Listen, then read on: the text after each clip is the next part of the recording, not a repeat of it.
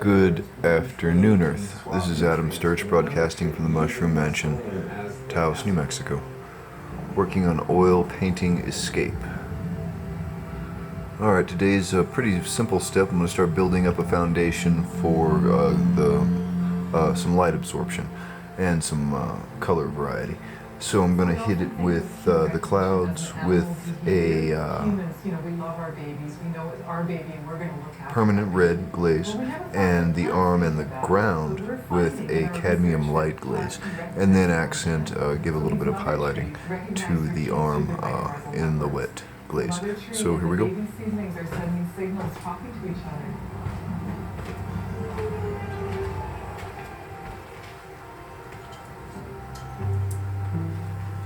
When they're connected together and carbon is moving between plants, the trees are supporting the weaker ones.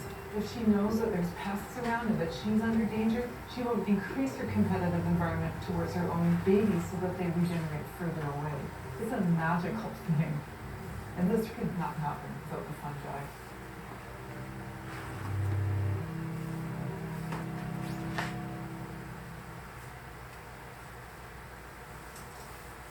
I'm not this super idealist tree hugger.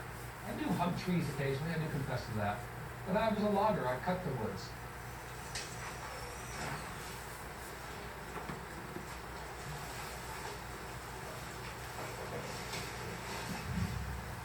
Damn, we got a 2-for-1 on that one. Cutting down these trees and we're gonna let them rot. We're letting them rot with a purpose. We're letting them rot with shiitake mushrooms because they're delicious and medicinal. Yeah. September '74, Paul was working as a logger in Darrow. I went out to visit him one weekend and we were out walking in the woods, and I started showing him all these mushrooms. You know, he said, what are those? And I started looking at mushrooms, and for the first time, we came around the corner and this is a purple mushroom that I'd never seen it look like that before. It was just like this huge epiphany, like, you know, and that's where it began. You just never saw it.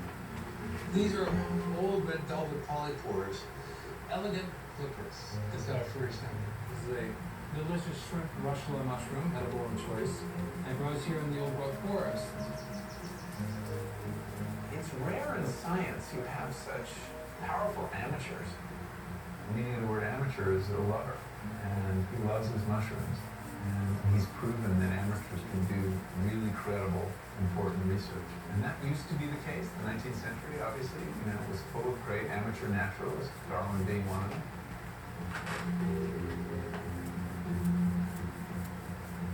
He's handed over to this universal consciousness. That's where genius comes from. Every magnificent thing that humans have ever achieved comes from that place.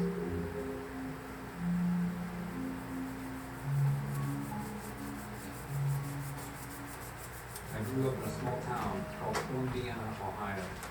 Very conservative, very religious. And my brother John went to Yale, and my brother Bill went to Cornell, so we were an academic family. But I had a severe stuttering habit that greatly interfered with my ability to express myself. I went through 6 years of speech therapy. I could not speak a single sentence without stuttering profusely. And nothing in speech therapy could help me. I couldn't look at people in their eyes, so all my life I stared at the ground. Anybody came up to me, I'd stare at the ground. I found fossils and mushrooms.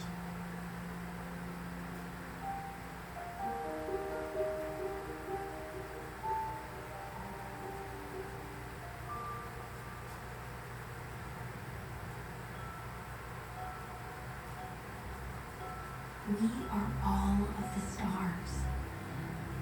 My kingdom was born from the heavens 4.5 billion years ago. We are the pioneers. We climbed out of the sea to create the fertile soil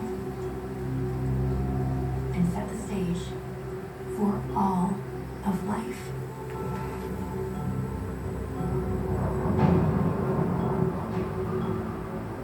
In South Africa, in the sediments of lava, they have found fungus-like organisms, mycelium fossils, in the lava, 2.4 billion years old.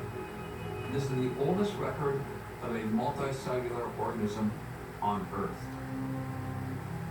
This year, another fossil was found in the sediments of Brazil. It's 113 million years old, and it's a perfectly shaped mushroom. We divided from fungi about 650 million years ago. One branch led to fungi, the other branch led to animals. We chose the path of encircling our nutrients in a sort of sac, a stomach. The mycelium remained underground, externally digesting its nutrients. Biodiversity surged.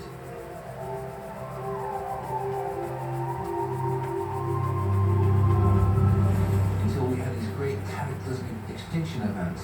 When the asteroids impacted the Earth, bam! Enormous amounts of debris was jettisoned in the atmosphere. Sunlight was cut off.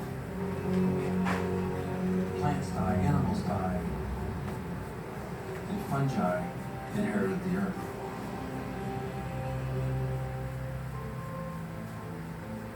From these extinction events, there's one lesson. Those organisms that paired with fungi survived. We are more closely related to fungi than we are to any other kingdom. What this means is that we are descendants of mycelium. Mycelium is the mother of us all.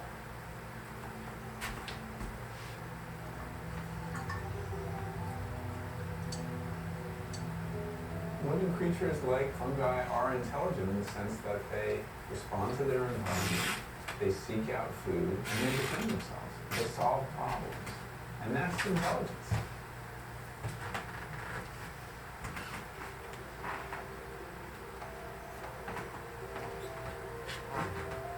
A mycelium can theoretically live forever, as long as it has food to grow into, which is why the oldest and largest organism on Earth is a fungus. It lives on top of a mountain in Oregon. It's like thousands of acres and it's thousands of years old.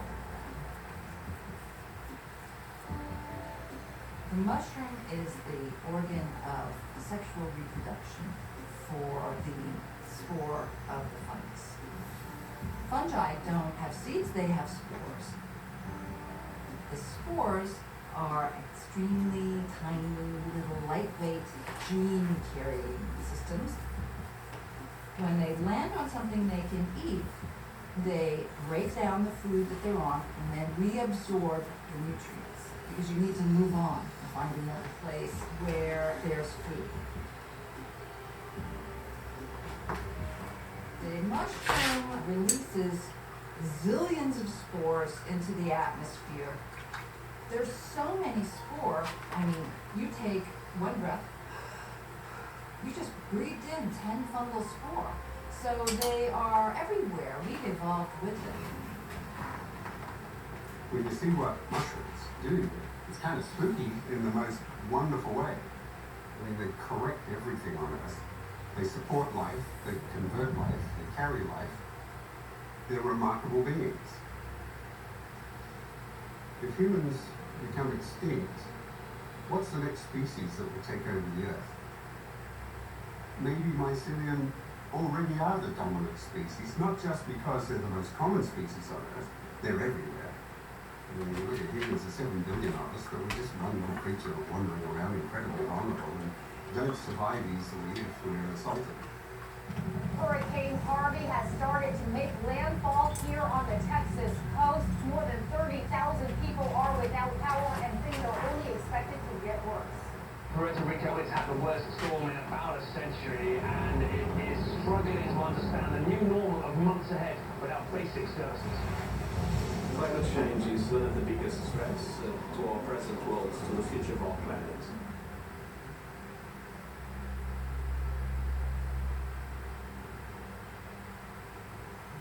CO2 is our biggest greenhouse gas. As plants photosynthesize, they literally inhale CO2 while exhaling oxygen.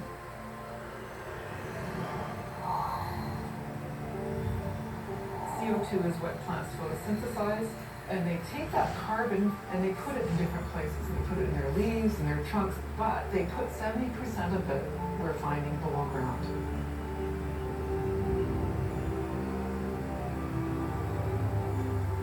And the root systems trade that carbon for nutrients.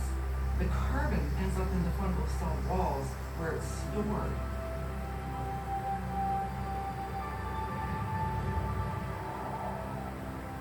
This fuels the microbial community and all the other parts of the food web, like the mites and nematodes, and they start cycling nutrients through that eating process.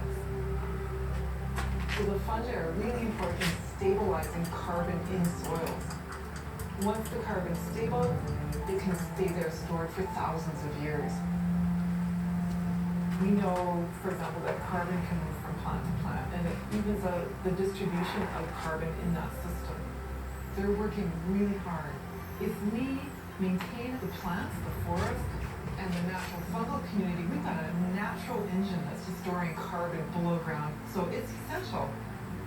You know, it's there for us, right? It's right in front of us. We do more than make mushrooms. We have the ability to do so much more than just break down matter. Like the fruit of our labor, most of you have only scratched the surface of our usefulness. We are the changers.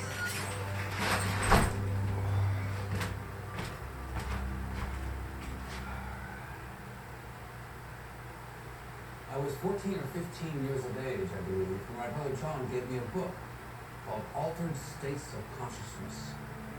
And within that book, Andy Weil was referenced on expanding consciousness, and I got really excited. I was going to charismatic Christian revival meetings and seeing people being saved, but it kind of was cool from my perspective that they were achieving this altered state of consciousness. So I thought, that was part of all the same idea here. I really owe credit to Andrew Weil. I think he read one of my early books in which I wrote about mushroom hunting and psychedelic mushrooms, and made some reference to medicinal mushrooms as well. It was like a turning point, you know. I certainly was awakened that other people were thinking about expanding consciousness. And so I gave this book to my friend Ryan Snyder. So Ryan took it home, and a few days later I said, Ryan, where's my book? He told me his dad had burned it. I said, burned my book? Dad, rather than giving it back to me or calling my parents, he actually took the initiative to burn this book. I owe Ryan Snyder's father a deep debt of gratitude because that single act galvanized my interest, saying if this is so powerful to cause a person to do such a bizarre act, then I should examine what this subject's all about.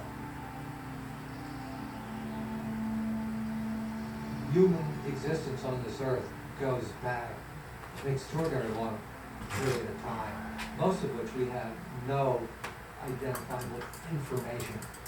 It's entirely plausible, given that the indigenous people all around the world know intimately all the plant life and will know the different combinations of plant life, that our prehistoric ancestors, they had come across the plants that do alter consciousness. In about 2 million years, the human cortex tripled in size, and the brain exploded over a ridiculously short span of evolutionary time. 2 million years is nothing when it comes to evolution. What triggered that? In the late 1970s, Terence McKenna and his brother Dennis McKenna were the first that proposed the stoned ape hypothesis. It is known now that 22 primates, 23 including us, consume mushrooms. And the idea is our ancestors, they came out of the trees and went across the savanna, would be tracking animals or pooping. Well, in the subtropics, the most common mushroom coming out is cow patties, is Psilocybin cubensis, a potent magic mushroom. One thing that mushrooms and other psychedelics do reliably is they induce synesthesia. Synesthesia is the perception of one sensory modality and another. Hearing colors, for example, or seeing music.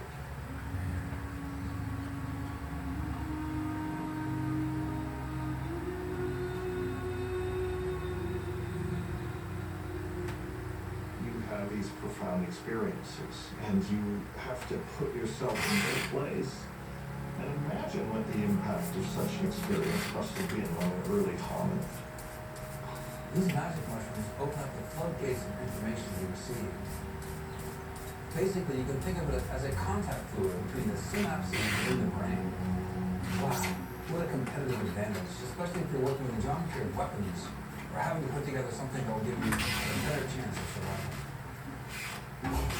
The fact that this happened not once, not twice, but millions upon millions of times over millions of years is a very plausible explanation for the tripling of the brain 2 million years ago. It's not so simple to say that they ate psilocybin mushrooms and suddenly the brain mutated. I think it's more complex than that, but I think it was a factor. It was like a software to program this neurologically modern hardware to think, to have cognition, to have language. Because language is essentially synesthesia. Language is association with inherently meaningless sound, except that it's associated with a complex of meaning. A great deal of the brain's real estate, you might say, is devoted to the generation and/or the comprehension of language. Those neural structures are not found in our ancestors. That's a human trait, to have so much physiology devoted to generating and understanding language. And that's a reflection of evolutionary events that made us what we are.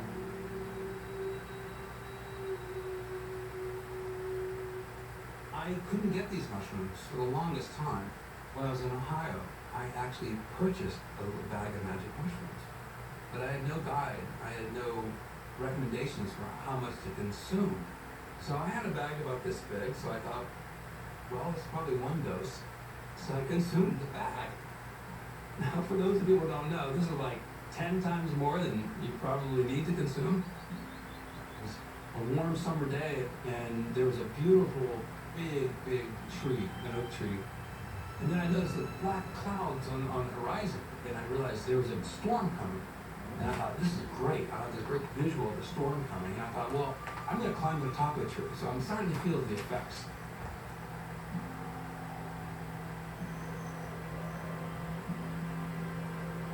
I'm getting waves where the air becomes a liquid. And you have this distortion field go through the visual landscape. I've never seen that before. I go, oh, wow, this is what they were talking about. And I see the boiling clouds are coming closer, but they're looking angry now. And then the lightning strikes would go. And then all these geometrical fractals would emanate out of the lightning strikes. And pretty soon I had these overlying mosaics of mathematical patterns and geometric figures of multiple colors that were swimming in this field of vision that these waves were flying through. I've never in my life seen anything like that before. Winds increasing, and the rains would come, and that became extremely scary. And then also I realized I'm on the top of the hill, looking at lightning storm in the tallest tree. Not the best place to be when you're going to choose a spiritual experience. And so I held onto the tree for dear life. And that tree was my pillar back into the core of the earth. And I felt secure as long as I held onto the tree. Lightning strikes all around, thunderclaps. 1 second between a lightning strike and a thunderclap, you knew it was coming closer and closer. I was terrified that I wouldn't survive. And through this terrific experience, terrifying and terrific at the same time, I'm up in this tree and I said, well, what should I focus on? And I said, well, Stamets, you're not stupid, but you stutter all the time. And so I thought, I need to stop stuttering. And so I said to myself, stop stuttering. Stop stuttering now. A little inner voice in my head. Do you hear me? Stop stuttering now. And then I started saying that. Stop stuttering now. Stop stuttering now. Hundreds, thousands of times.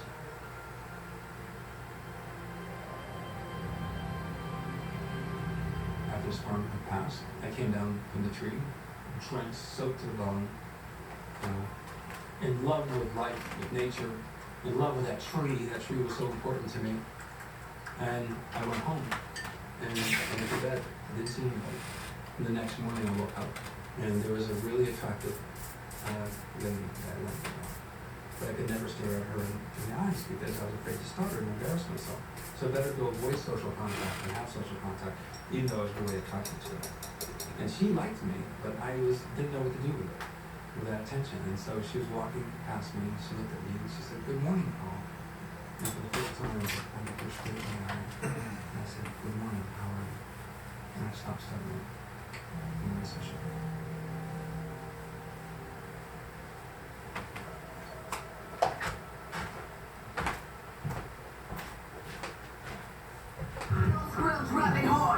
Alright, so that starts building up a little color and depth to the glaze.